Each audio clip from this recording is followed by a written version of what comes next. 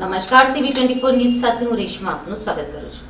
ચોમાસાની શરૂઆતમાં શાકભાજીના ભાવ વધ્યા છે, જેમાં વરસાદી પરપ્રાંતથી આવતી શાકભાજી ઘટી છે તેમજ શાકભાજીના ભાવમાં વધારો થયો છે. ચોમાસાની શરૂઆતની સાથે જ શાકભાજીના ભાવમાં ભડકો થયો છે.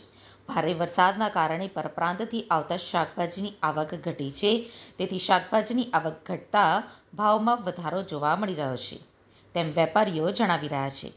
મોટાભાગની શાકભાજી 150 થી 200 રૂપિયા કિલો થઈ ગઈ છે, તેમજ ગરીબોની કસ્તુરીનો ભાવ 50 રૂપિયા કિલો પહોંચ્યો છે, જેમાં 40 રૂપિયા કિલો મળતી કોબી 80 રૂપિયા કિલો થઈ છે, તેમજ 50 રૂપિયા કિલો મળતા લીંબુ 80 રૂપિયા કિલો થઈ ગયા છે, તેમજ 80 રૂપિયા કિલો મળતો ગવાર 120 રૂપિયા કિલો થયો છે.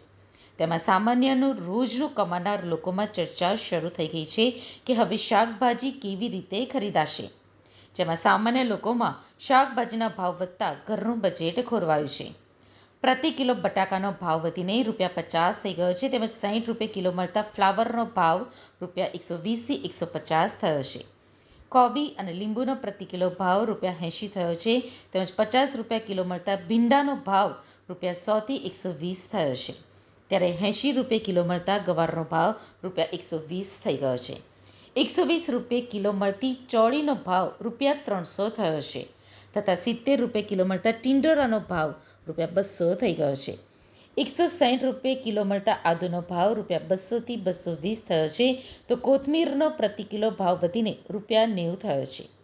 મોટાભાગની શાકભાજી 150 થી 200 રૂપિયા કિલો થઈ ગઈ છે, તેથી શાકભાજીના ભાવ વધતા ગૃહિણીઓનું બજેટ ખોરવાયું છે, તેમજ ડુંગળીનો પ્રતિ કિલો ભાવ ₹50 અને ટામેટાના ₹100 થયો છે.